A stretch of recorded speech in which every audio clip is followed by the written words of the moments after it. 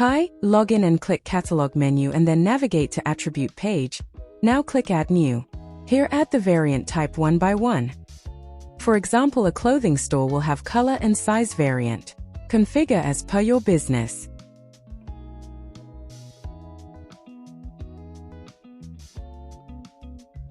Now edit the color and then add required colors one by one that your product contains major. Now I added blue and black.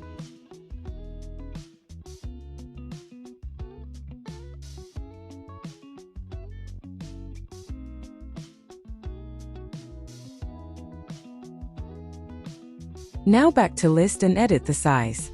Then add the required size options that your products contains major. Now I added M and L size variant.